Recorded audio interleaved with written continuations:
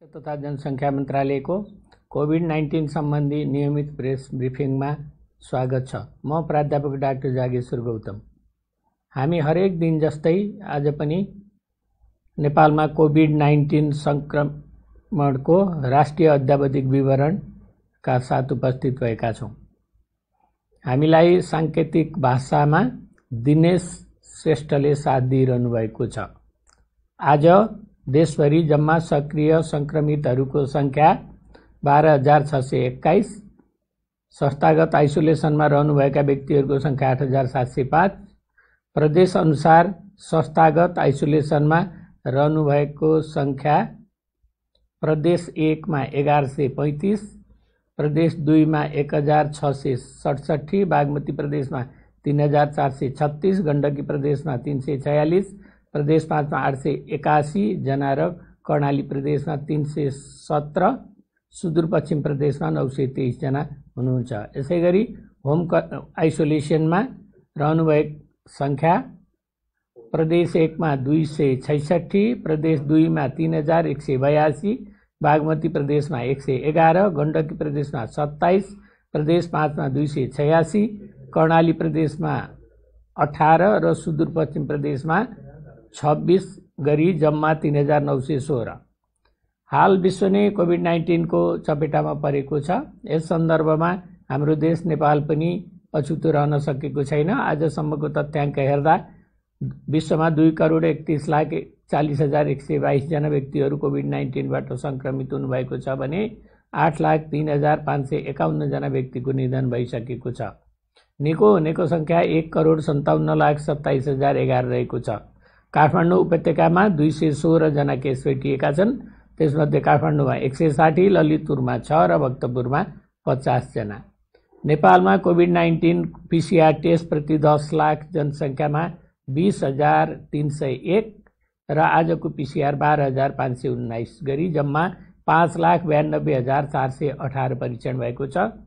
क्वारेन्टिनमा रहनुभएका व्यक्तिहरूको संख्या 11,658 रहेको छ। कोभिड-19बाट संक्रमण मुक्त भई गत 24 घण्टामा डिस्चार्ज हुनुहुनेहरूमा जम्मा 136 जना हुनुहुन्छ। आजसम्म डिस्चार्ज हुने जम्मा 18,350। कोभिड-19 संक्रमणबाट मुक्त हुने दर 59% छ।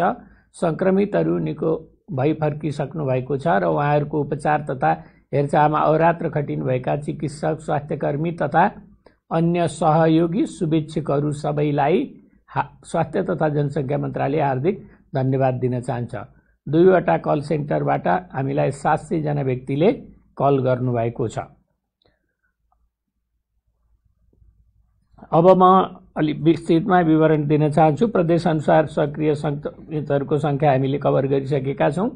प्रदेश तथा जिल्ला अनुसार रियल टाइम पीसीआर पोजिटिभ परीक्षणको नतिजा प्रस्तुत गर्दछु। प्रदेश 1 मा इलाममा 1 जना, झापामा 17 जना, भोजपुरमा 3 जना, मोरङमा 52 जना, सङ्खुवासभामा 1 जना र सुनसरीमा 31 जना।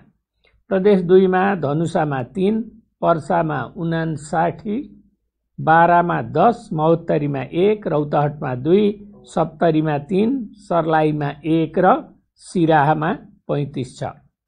र बागमती प्रदेशमा काठमाडौँमा 160, काभ्रेपलाञ्चोकमा 3, चितवनमा 27, दोलखामा 4, धादिङमा 2, नुवाकोटमा 2, भक्तपुरमा 50, मकवानपुरमा 32 र ललितपुरमा 6 अनि सिन्धुलीमा 1 जना हुनुहुन्छ। त्यस्तै गण्डकी प्रदेशमा कास्कीमा 16, तनहुँमा 2, नवलपरासी पूर्वमा 3, बागलुङमा 1 र स्याङ्जामा 1। प्रदेश 5 मा कपिलवस्तुमा 15, नवलपरासी पश्चिममा 3, पाल्पामा 1, प्युठानमा 1, बर्दियामा 7, बाँकेमा 28, रूपन्देहीमा 23 र रोल्पामा 1 जनाको परीक्षण पोजिटिभ आएको छ। यसैगरी कर्णाली प्रदेशमा जुम्लामा 2, सल्यानमा 6 र सुर्खेतमा 2 जना र सुदूरपश्चिम प्रदेशमा कैलालीमा 14, डडेलधुरामा 1 र डोटीमा 1 गरी जम्मा 182 महिला र 452 पुरुष गरी जम्मा 634 जना संक्रमित भेटिनु भएको छ। प्रादेशिक विवरण हाल क्वारेन्टिनमा रहेका व्यक्तिहरूको संख्या यस प्रकार छ।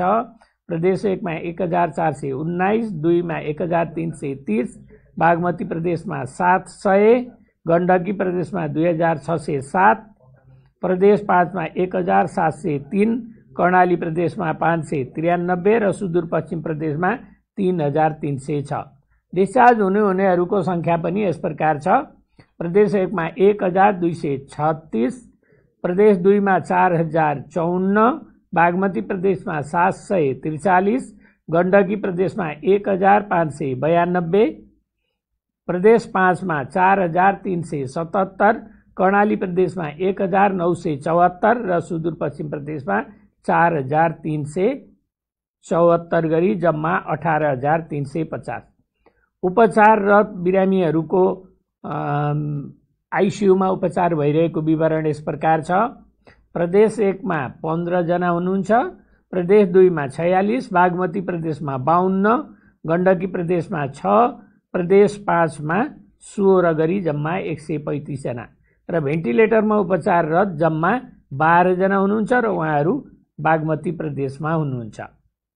र जिल्लागत 500 भन्दा माथि संक्रमितहरू रहेको जिल्लाहरू चाहिँ 6 वटा छन्। ती जिल्लाहरू हुन् मोरङ, पर्सा, महोत्तरी, रौतहट, सर्लाही र काठमाडौँ। शून्य संक्रमित भएको जिल्लाहरू 3 वटा छन्। ती जिल्लाहरू हुन् मुस्ताङ, म्याग्दी र हुम्ला। र आज जानकारी छ हामीसँग। सबैलाई यो सूचना स्वास्थ्य तथा जनसङ्ख्या मन्त्रालयले जारी गरेको छ कि पीसीआर को स्वाब सङ्कलन गरिसकेपछि सबैजना क्वारेन्टिनमा बस्नुहुन र कति दाजुभाइ दिदीबहिनीहरू आरटीपीसीआर को लागि स्वाब सङ्कलन गरिसकेपछि पनि क्वारेन्टिनमा नबसेको भन्ने गुनासो आइरहेको छ। कम्पलसरी रूपमा क्वारेन्टिनमा बस्नुहुनेछ र सरकारी अस्पतालमा नर्सिङ स्टाफ, प्यारामेडिक्सहरूले पिपी नपाउनु भएको भन्ने चाहिँ गुनासो आएको छ। यसमा यदि त्यस्तो हुन गएमा हाम्रो चाहिँ 2टा कल सेन्टरहरू छन्, 1115 र 1133। यी 2टा नम्बरमा कल गरी गुनासो टिपाउनु हुन हामी अनुरोध गर्दछौँ। र अहिले काठमाडौँमा चाहिँ पोजिटिभ आउनेहरूको संख्या बढिरहेको छ र जो पोजिटिभ आउनुहुन्छ उहाँहरूको सम्पर्कमा आएका व्यक्तिहरूलाई हामी प्राइमरी कन्ट्याक्ट भन्छौँ। प्राइमरी कन्ट्याक्टमा आएका व्यक्तिहरूले तुरुन्त चाहिँ पीसीआर को लागि स्वाब कलेक्सन गर्ने भनेर दबाब दिइरहेको पनि सुन्नमा आएको छ र स्याम्पल कलेक्सन गर्नको लागि प्राइमरी कन्ट्याक्टसँग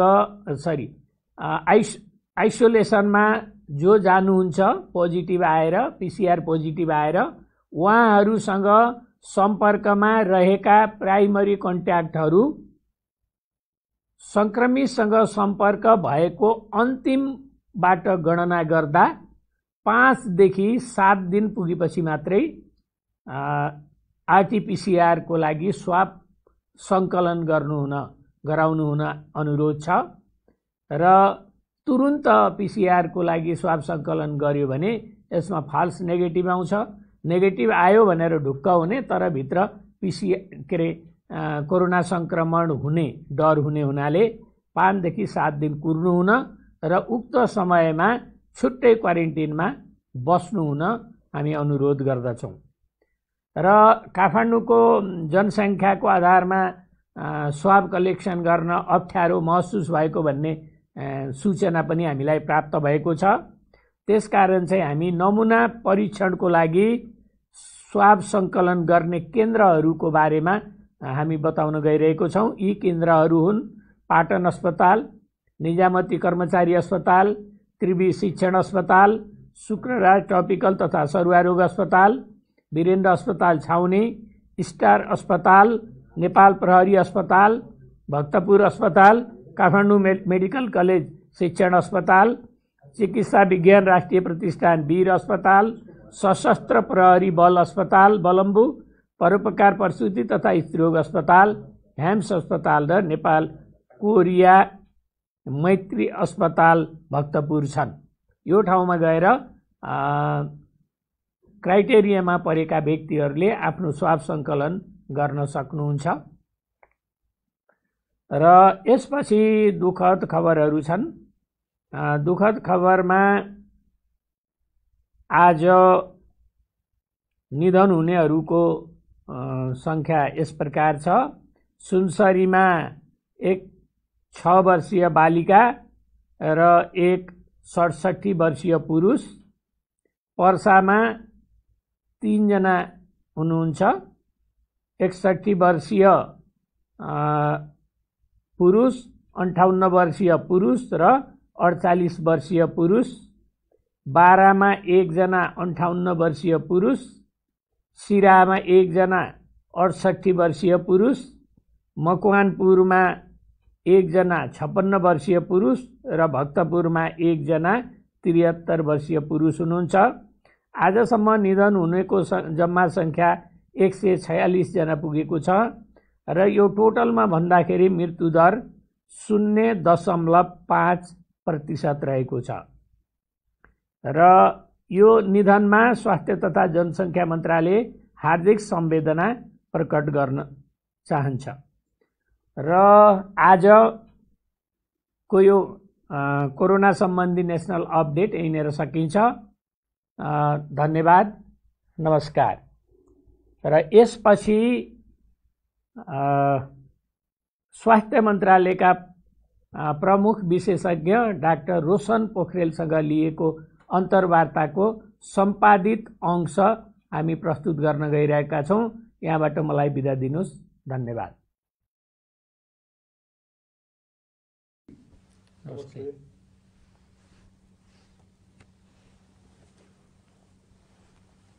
नेपालले कोभिड-19 को महामारी सुरु भए यता के कस्ता मुख्य कामहरू गर्यो? नेपालले सबभन्दा पहिले त कोभिडको महामारी जुन चाइनाबाट सुरु भएर आयो त्यसपछि हामीले पनि सतर्कता अपनाउनुपर्छ भन्ने हिसाबले पहिलो सुरुमा लकडाउनको अवस्थामा गयौँ। हामी लकडाउनको अवस्थामा गइसकेपछि त्यसले चाहिँ हामीलाई थुप्रै कुराहरूमा प्रिपरेसन गर्ने पनि एउटा मौका दियो र कोभिडलाई बुझ्ने पनि मौका दियो। सबभन्दा मुख्य चाहिँ हामीले यो टेस्टिङको कुरामा जुन कोभिडको जाँच गर्नुपर्छ भन्ने कुराहरू हामीलाई आइडिया भएपछि PCR टेस्टिङ भन्ने कुरा नेपालमा नयाँ थियो त्यो बेलामा। त्यही भएर सुरुमा पहिलो केसलाई हामीले हङकङै पठाए पनि पछि हामीले बिस्तारै NPHLबाट टेस्टिङ सुरु गरौँ र त्यसलाई चाहिँ अहिले हामीले देशको सबै भागहरूमा पुर्याउन सफल भएका छौँ र त्यो 40 ठाउँमा अहिले सञ्चालन भइसकेका छ। यदि कोभिड पोजिटिभ रहेछन् भने ती केसलाई बाहिरबाट आए तापनि हामीले समाजमा मिसिन दिएनौँ। नेपालको सबभन्दा ठुलो उपलब्धि चाहिँ कोभिड बाहिरबाट आयो त्यो आउने बित्तिकै हामीले कि तिनीहरूलाई एयरपोर्टकै एरियामा अथवा उहाँहरूलाई क्वारेन्टाइन एरिया बोर्डर एरियामा हामीले कोभिड समात्न सकेको हुनाले उहाँहरू चाहिँ गाउँमा जान पाउनु भएन। अलिअलि त जानुभयो सुरुमा हामीले नजान्दै, तर पछिका दिनहरूमा चाहिँ त्यो अलिकति कडाइका रूपमा लागू भएपछि त्यो चाहिँ गाउँमा जान पाएन। यो चाहिँ नेपालको ठुलो उपलब्धि हो जस्तो मलाई लाग्छ। विश्व स्वास्थ्य सङ्गठन र नेपाल सरकारको बीचमा के कस्ता काममा सरसहयोग भइरहेको छ? अब विश्व स्वास्थ्य सङ्गठनले विश्वभरि नै स्वास्थ्यमा सहयोग गरे हुनाले त्यही आधारमा नेपाललाई पनि उहाँहरूले सहयोग गरिरहनु भएको छ। त्यसमा स्ट्राटेजी प्लानिङहरू गर्ने, कसरी कोभिडलाई हेर्ने भन्ने कुराहरूदेखिबाट लिएर उहाँहरूले हामीलाई टेक्निकल म्यान पावरहरू, एक्सपर्टिजहरू पनि दिइरहनु भएको छ। त्यस्तै म्यान पावरको कुरामा नि हामीले नयाँ म्यान पावरहरू तुरुन्त लिनु पर्दाखेरि पनि उहाँहरूसँगै हामीले सल्लाह लिएर गरिरहेछौँ र संसारले जुन तरिका फलो गरेको हो हामीले पनि विश्व स्वास्थ्य सङ्गठनको भनाइ अनुसार नै त्यही तरिका हामीले पनि फलो गर्नलाई उहाँहरूसँग हामीले सपोर्ट लिइरहेछौँ। त्यसमा पनि विशेष चाहिँ अहिले चाहिँ यो टेस्टिङ र ट्र्याकिङको केसमा जुन छ त्यसमा र यो सूचना प्रवाह गर्ने कुराहरूमा पनि हामीले विश्व स्वास्थ्य सङ्गठनको सहयोग लिएका छौँ। र त्यति मात्रै होइन, विश्व स्वास्थ्य सङ्गठनलाई हामीले हाम्रो नलेज पनि सेयर गरेका छौँ ताकि हामीले गरेको चिजहरू, हामीमा भएको चिजहरू, हामीले जानेको बुझेको चिजहरू उहाँहरूलाई पनि हामी दिएका छौँ। त्यही नलेज चाहिँ उहाँहरूले विश्वमा बाँड्नलाई पनि सजिलो भएको छ जस्तो कारणले चाहिँ हामीलाई दुवैतिरबाट छ। यो चाहिँ उहाँहरूले बढी सहयोग गर्नुभएको छ, तर हाम्रो गरेको एक्सपिरियन्सलाई उहाँहरूले पनि लिनुभएको छ। त्यसले गर्दा दुवैलाई सहयोग भएको देखिन्छ यसमा। अब भर्खर नेपाल चाहिँ पुनर्संरचनामा गएको अवस्था छ। 3 तहमा सरकार छन्। हजुर, यो 3 तहको सरकारको बीचमा काम गर्नलाई हामीलाई के चुनौतीहरू छन् स्वास्थ्य मन्त्रालयको तर्फबाट? यसमा सुरुमा हामीलाई चुनौती नै भयो, किनभने अब यो कोभिड नभएको भए पनि यो 3 तहको सरकारको कार्यप्रति जुन हुनुपर्ने हो त्यो चाहिँ बिस्तारै हामी सिक्दै थियौँ। कोभिडले झन् हामीलाई त्यसमा परिपक्व बनायो। त्यही भएर कहिलेकाहीँ सुरुमा हामी कन्फ्युज भयौँ। अलिकति हामीलाई गाह्रो के भयो भने कसले गर्ने भन्ने कुरामा चाहिँ सुरुमा चाहिँ हामीलाई अलिकति कन्फ्युजन भएको थियो।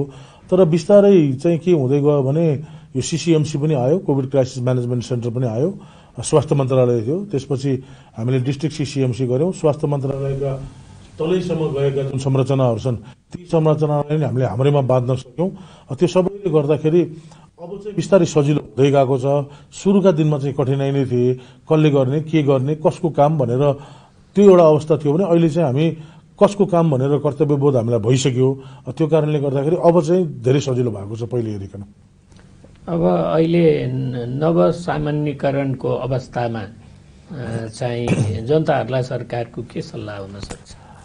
अब यो नवसामाजिकरण भन्ने नयाँ शब्द हामीले प्रयोग गऱ्यौँ, चाहिँ न्यू नर्मल भनेर भन्छौँ। यो चाहिँ अब कोभिड चाहिँ हाम्रो जीवनमा आइसक्यो। जसरी कुनै पनि एउटा रोग पहिले आउँदाखेरि के नहो भने HIV एड्स आउँदाखेरि पनि हामी 1984 तिर के हो भन्ने थियो भने अब यो 2019बाट कोभिड आयो। आइसकेपछि अब हामीले कोभिडसँग बाँच्न सिक्नुपर्छ भन्ने कुरा चाहिँ हामी सबैले बुझ्नुपर्ने कुरा आयो। अब कोभिडसँग बाँच्नलाई हामीले हाम्रो व्यवहारहरूलाई परिवर्तन गर्नु पर्यो। हुन त प्रवक्ताज्यूले सधैँ नै भन्नुहुन्छ SMS का कुराहरू, त्यसमै पनि हामीले मुख्य जोड दिनु पर्यो। यसमा चाहिँ हाम्रो यो सबभन्दा पहिले सोशल डिस्टेन्सिङको कुरा आउला, मास्कको कुरा आउला, सेनिटाइजेसनको कुरा आउला। यो चाहिँ हाम्रो लाइफको पार्ट हुन गयो अब भनेर हामीले बुझ्नु पर्यो। त्यो भयो भने चाहिँ हामी कोभिडसँग बाँच्न सक्छौँ। होइन यो क्षणिक हो भनेर हामीले यसलाई नकार्न पाइएन। यो लङ टर्म जान्छ। WHO ले भनेअनुसार 2021 डिसेम्बरसम्मै हुन्छ भनेर अर्को वर्षको डिसेम्बर भनेको भनेपछि हामी कोभिडसँग बाँच्न सिक्नुपर्छ। त्यो बाँच्नको लागि हामी यो न्यू नर्मल स्टेजमा जानुपर्छ। त्यो भनेको SMS नै हो। SMS लाई पालना गरेर हामीले हाम्रो दैनिक क्रियाकलाप अगाडि बढाउन सक्नुपर्छ हजुर। अब यो कोभिड-19 को चाहिँ व्यवस्थापनमा हाम्रो उत्तरदायित्वलाई कसरी बढाउन सकिन्छ होला? यसमा मैले अघि पनि भने यो समन्वयको कुरा जुन छ, अलिकति सुरुका दिनमा समन्वय हामीले गर्न सकेनौँ कि भन्ने भयो। त्यही समन्वय नभएको आधारमा हामीले सिसिएमसी पनि राज्यबाट खडा भयो।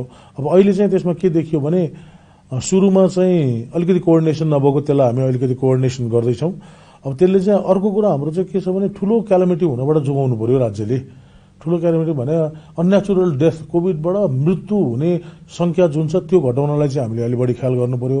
र यसमा चाहिँ यो स्वास्थ्य मन्त्रालयको मात्रै जिम्मेवारी हो भनेर अरूले पन्छिन पाइएन। यसमा गृहले नै उत्तिकै जिम्मेवारी लिनु पर्यो, यसमा प्रहरी प्रशासनले नै उत्तिकै जिम्मेवारी लिनु पर्यो र मुख्य कुरा यसमा जनताले जिम्मेवारी लिनु पर्यो।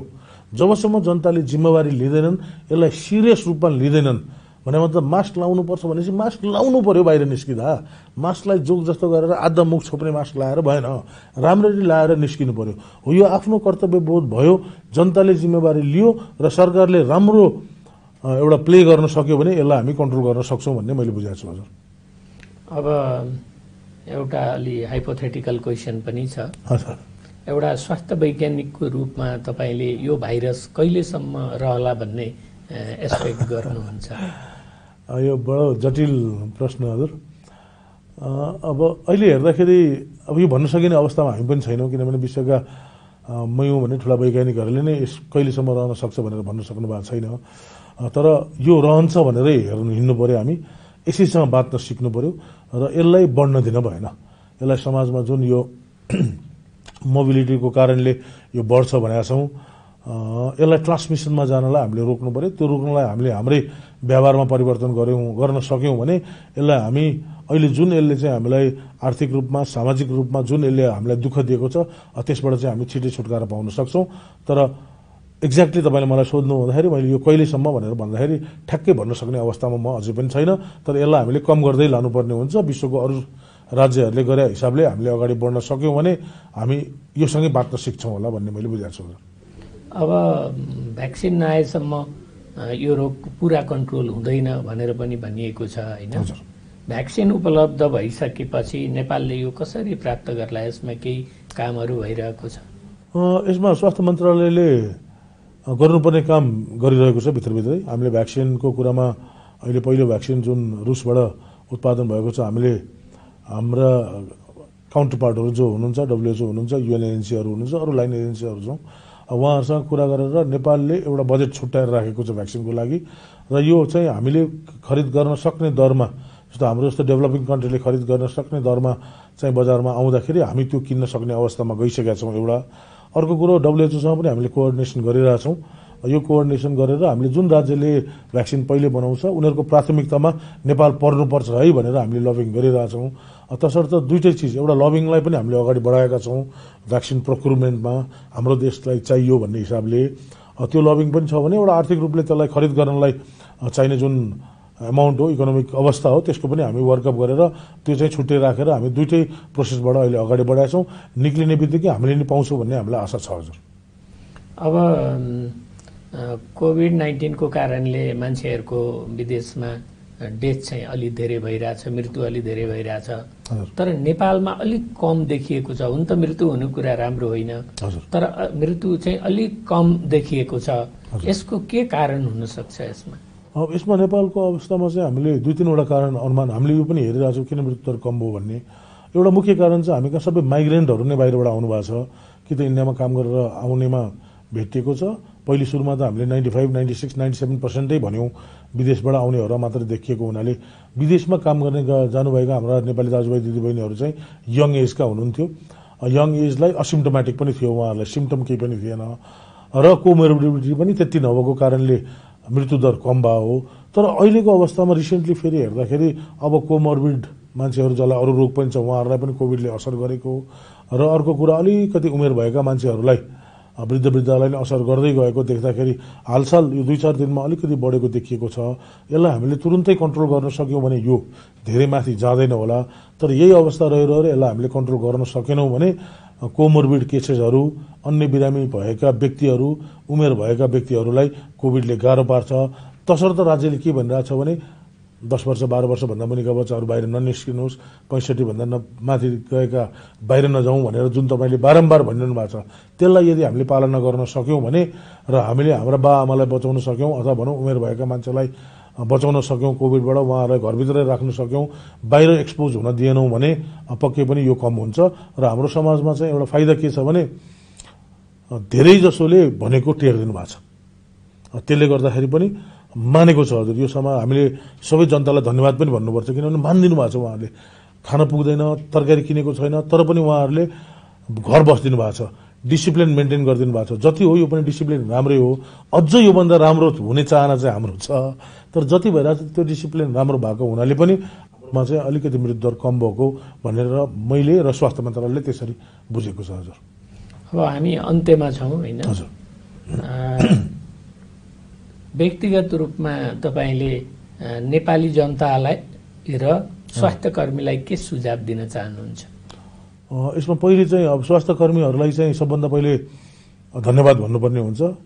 उहाँहरूले जुन मेहनत अहिलेसम्म गर्नुभएको छ त्यो मेहनतको प्रतिफल नै को कारणले गर्दाखेरि हामी यो अवस्थामा छौँ। अहिले हामी राम्रो नराम्रो भन्ने अवस्था छैन, कोभिडले सबैलाई असर गर्छ।